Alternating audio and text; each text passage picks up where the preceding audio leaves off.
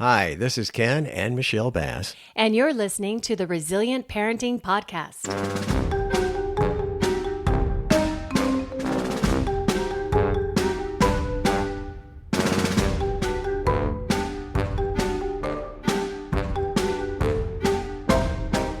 Hello once again, and welcome to the part of the podcast that is not actually part of the podcast. It's just the introduction. This is the introduction to our podcast with Ken and Michelle. Yeah. Hi, welcome to the introduction. This is where we kind of set the stage for what we're going to be talking about. Sort of. As the cat sits there on the kitchen counter staring at us like... I did take a picture of him, and I'm going to post it on our Facebook group so everyone can see what our view is. Trust me, I've seen other sides of him, so this is much preferred. You know, we had a great interview today, and I'm really excited to share it. But I have to say, you know how we take the picture every time with our guests? I look like the one blonde lady from the Muppet Band. Oh. What's her name? I can't remember. That's all I see. You'll have to let us know if you see it too. My hair is silver. I don't see it. I don't see it at all. You don't? Why is it that I said, I look like a Muppet, and you said, oh, the woman in the band? How could you not have seen that and said that so quickly? Okay. Well, look for that picture coming up also, right? Well, it's on the it's going to be the episode picture. It's forever going to be part of that. It's okay. This is not about me. No. But everybody who has a picture taken of them, you're like, oh, do I really look like that? Will hopefully relate to me. Okay. But we have the actual interview coming up. Yeah. Right Yeah, that's why we're here. Yay!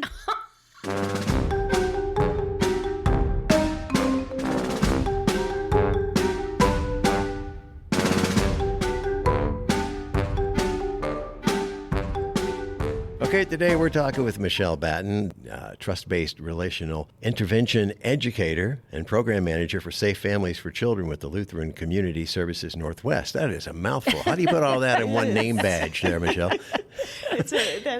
We call it LCSNW, but it is a mouthful the first time, isn't it? Yeah, it is. A lot to answer the phone with. Yeah, I would love to see one of those name badges, and you say, what's on your badge? And then it kind of folds down into several levels. Yes, that's what I imagined. Flop, flop, flop, flop, flop. Okay.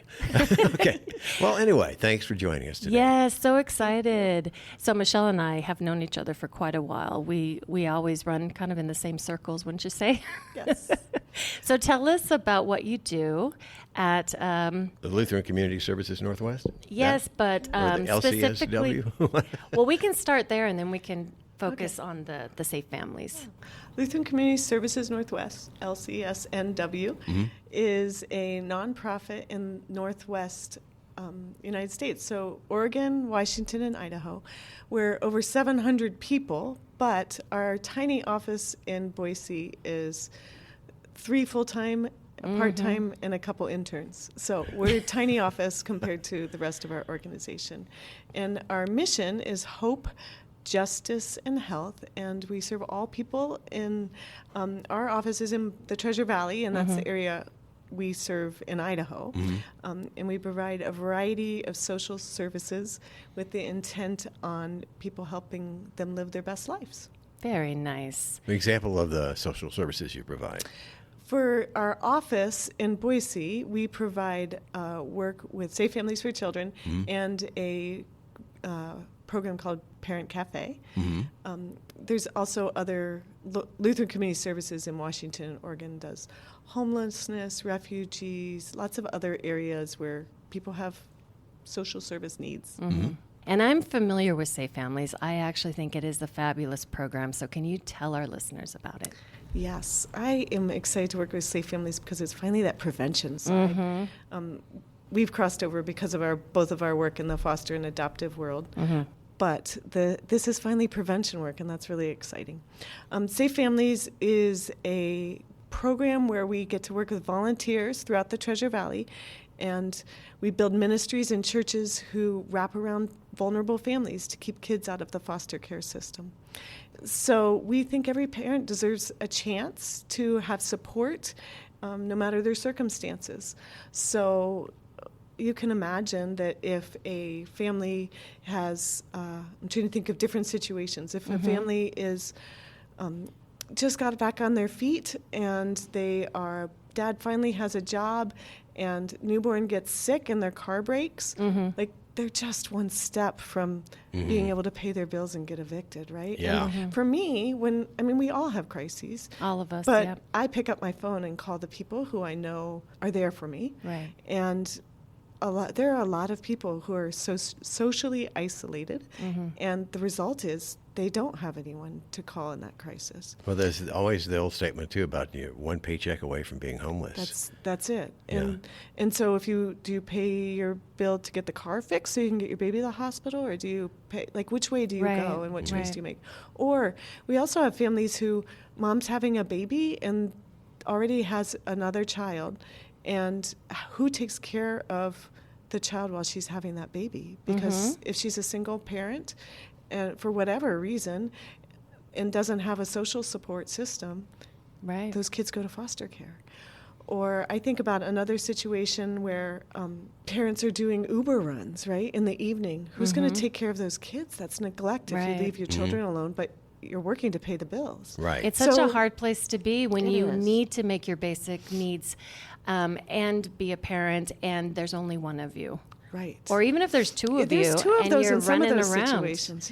Yeah, and you don't have the supports. So the volunteers will step in. Yes, thanks for getting me back on track.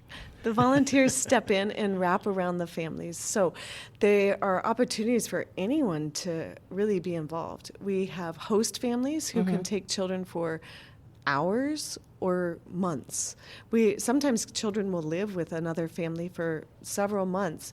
And what's different than foster care for this situation is that the parents are still involved. They still have full rights, and they're video calling to tuck their kids in a bed at the host home, but they're not, and they're involved in the host home, maybe even coming over for dinner, but they're not able to care for their children in their own house for whatever reason. So that would be a host volunteer. We also have volunteers who provide coaching to our families, help them get back on their feet, and help them meet those goals so they can have their children back with them all the time. We also have resource friends, who are people who provide meals or provide diapers or provide the things, because that's what the role is. Some people just want to be able to provide those goods and services. And then we also have family friends. Those people might drive a family to the doctor's appointment or those types of things too. So we've got hosts, coaches, family friends, and resource friends that can just wrap around that family. So I already can tell you there's probably many someones who are listening right now and saying, that sounds like something I would want to do. So how would someone be able to be a volunteer, and what does it take to be a volunteer? Is there special training? Yeah, well, Safe Families, right now, Safe Families for Children is in the Treasure Valley. In northern Idaho, there's also another program that provides similar programming, similar wraparound families. Nice. And so I can speak for Safe Families. Volunteers come to us. We do work through churches, but not every person who volunteers with us is attending a church or involved at all in the Christian faith. But they have to agree that they'll work under the ministry lead of that church that they're assigned to, just so we can organize people. Because when I have a need, I can't contact 150 different people one at a time. Absolutely not. Yeah. That sounds horrible. So we work through the ministry leads and say, this is your church that we're assigning this family to you, put together a team. So volunteers do that. When we background check families, the department has provided a way for us to do the background checks. They through fingerprinting, we either electronic through the department, or we ink fingerprint people to get the FBI background check, the state background check, and then the juvenile and adult registries. So we do really extensive checks for temporary caregiving, and that would be very similar to what a foster home would have to do, because we also, for those host families, go and visit the home and do a home study and those types of things. So extensive work for that, and then train them for providing that care. Well, I had a question about the host families now who do this just for a few hours a day or a night or whatever they're doing. Depending on the need. Depending on the need. Yeah. And the families that are, whoever's needing their help, there's no money exchanged or anything, No. right? Oh, this is all absolutely not. totally free. Correct. And I mean, any parent can imagine how desperate you'd have to be, what the type of vulnerable place you'd have to be in order to ask a stranger to care for your child, right? So it's a very hard place to be in. But we walk closely alongside, and our goal is to build relationships. So the next time, because we all have a next time, next time there's a bump in the road, they have a community to call on. Right. And so they already have someone when the car breaks down to say, hey, can you help me? Or, hey, can you give me a ride? And finally, that when we talked about protective factors, that's one of the protective factors, right? Is having those, being able to have resource friends and concrete supports in time of need, those types of things. So we build a community that lasts longer than our program. Very good. So let's say that you have a family that's listening right now that is in a place of vulnerability and is considering reaching out. What would you say to them? I'd say, I'm the person answering the phone most often. So it's Michelle. So my You're voice basically is what friends hear. now. And so being able to call and just say, hey, here's what I need. We have an application on our website, the lcsnw.org. And a family just gives me basic information on that application. And then I call and say, hey, let's talk about what you need. Where are you going? What are you trying to do so that we can wrap the right team around you? Right. They choose who they want to help them. And so we go through, I think I have this good family for you. I think this is a match. Here's why. And they meet the family and decide, is this really going to work for my children? And then we wrap that team around accordingly. And we have different churches throughout the Treasure Valley who are able to serve different needs, different families, different rhythms to life. And so we try and make sure that that's a good match. I see things pop up on social media every now and then with somebody talking about the dire situation they're in and looking for some kind of help. And I think if you're in a situation where you're not needing this help, but you have heard about this on the podcast, maybe this is a good thing to make a note of so you can pass that on to others too. And I think that even if we can't serve with that gateway, because that entry point for us is, do you need childcare, right? It's not all the other, do you need a resource friend? Yeah. But do you need childcare or help with your children?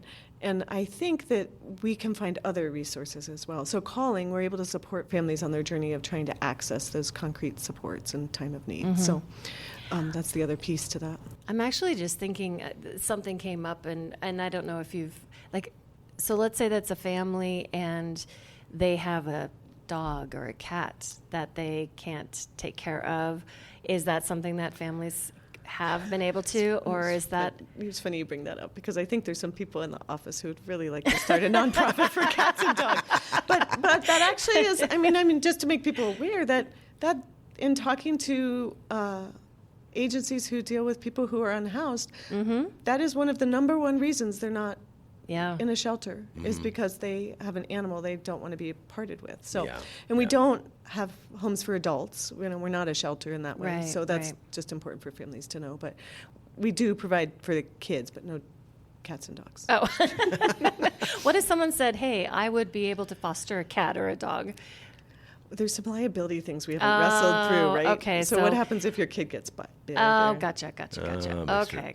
Am I jumping the gun or changing Probably. subject too quickly? I wanted to find out more. You mentioned this earlier, the Parent Cafe. Oh, What yes. is that? What is that all about? Does it involve food? Yes. Oh, good. I'm in. So the Parent Cafe is really, we've seen through the years that, like I said, most of the families we serve are socially isolated. So this is a space to provide parent-to-parent support. So it's not professionals. It's not professional. Maybe facilitates the entire day, but not or hours. But it's not professionals leading. It's at the tables are parents leading other parents in conversations that are meaningful. And really, our focus is those protective factors.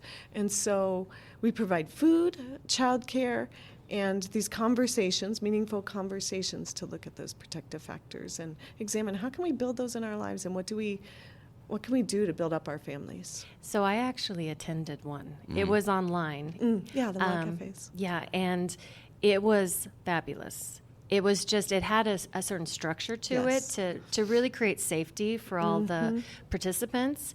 And the conversation was really geared to what was needed at the time. And I remember we were put in smaller groups for even more safety to be able to talk about what we were experiencing. But through the whole entire thing, it felt very safe, and in just a very short amount of time and in other states, I felt so connected to those other family members, the parents.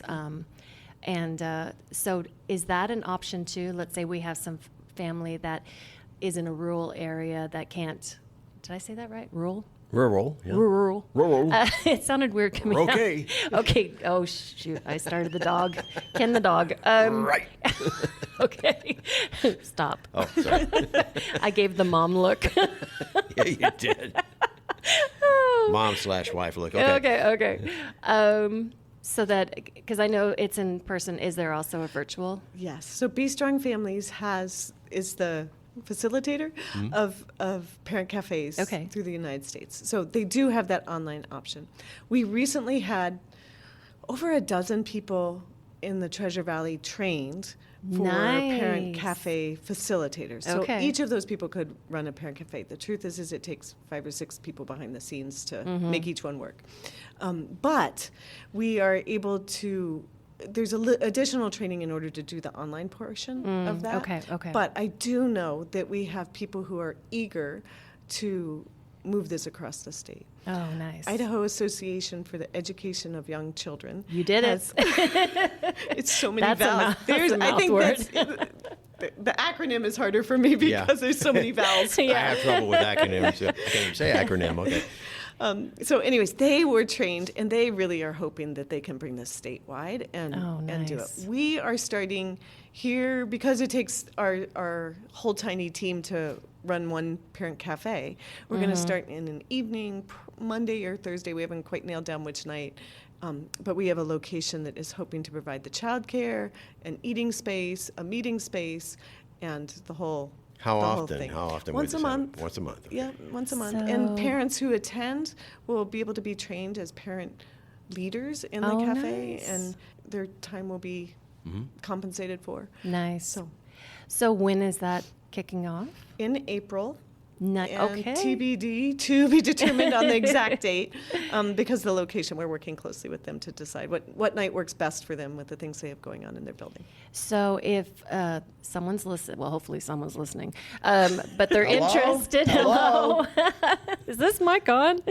If they're interested in being a part of that, how should they contact you to be put on a list, or what's the best way? Yes, we can put it in the notes again, and we have an application. No, it's not an application. It's literally name, phone number, and email address, just to say you're interested in attending next month. Because there is a cap. Because we want to create that safe space, it really is essentially a small group of 20 people. Okay. And what I hope, though, is that those 20 people become so involved that they want to lead tables too, and we're able to do other groups and grow it from our little tiny 20-person group. So we'll have that link. Yes, for it'll you be in the show notes, so that people can attend if they want to. And other links might want to refer to when you want to be a volunteer. Yes. Or if you want to refer a family that you think of that needs a little bit of help, one general place to go. Yes. Yeah. Well, we have the Safe Families website, and I'll make sure that we have those links for that. We have our program coordinator, Brooke, who takes in the volunteers, screens the volunteers, talks with them about what's the best fit for for who they are and the time and the season in life and all those variables, because there's so many roles. There's really a space for everyone. Yeah. And so just trying to figure that out, and then providing the training in that side. So, and then I come in because I work with the families, and Brooke and I meet in the middle to find the best match, and I support those families who are supporting the families we're serving. I was even thinking if there is someone listening that's in a church group that maybe wants to be involved in even having, like, purchasing things to have as resources, or I mean, so many things that they could offer. And I think about Right now in Idaho, we're doing a lot of work. The state is doing a lot of work on prevention and a lot of work on building up our foster system. But the truth is like the families I explained at the beginning, many people could be prevented from going into the foster system if they had a community around them, if they had people just in time of need to ask for help. And that's humbling on the family side, but it's also community responsibility of helping those around us. And so it is a great opportunity. And so we only can dream of right now this being something across the state, and it might look differently in other places around the state. The Safe Families national model is that this is through churches, but I know that there's individuals who are both not in churches, or the churches they participate in are not able to house a ministry that's outside of their church. And so I imagine that this is a problem to be solved by people can do this, right? Like it's easy to build this up and have your community participate in it, and we can do it. So it's prevention. I'm excited for moving it into prevention across the state. I am a firm believer, I am so passionate about prevention work. In fact, this podcast is prevention, is how we look at this. And so we always like to leave our listeners with something they can do right now. So what could be an action step that they could do? I'll add one right now. They can go to your website and look at the resources. Yes. What's an action step? There's those who want to volunteer. They can participate in a Treasure Valley as a Safe Families volunteer and explore that. And like I said, there's a role for anyone, right? Anyone. And you don't have to be involved in the church. We'll assign you to a local church, but that's not where you have to be involved. People can participate in the parent cafes, or even become a few times and become a leader at a table, a parent who can become a leader. Those are great ways. And I would say, let's do prevention in our communities, right? I love Safe Families, and I love that it's prevention. This might not be the model everywhere. In northern Idaho, they have a similar program, but it's not titled Safe Families. And let's figure out the ways we can wrap around people in our community. And you can also take donations too, I understand, right? Absolutely. Okay. Thank you. So you have a lot to do. Yes, that's true. That's true. So this has been such a great conversation, and I love when there's so much that our listeners can take away, and whether you're in a position where you can help or in a position where you need to ask for help, either way, we're all at some point in our lives going to play one of those roles. Absolutely. So thank you so much for your time, Michelle. And we'd love to have you back to talk some trust-based relational intervention. Just saying. That sounds great. Okay, sounds good. Thank you. All right. Thank you, guys.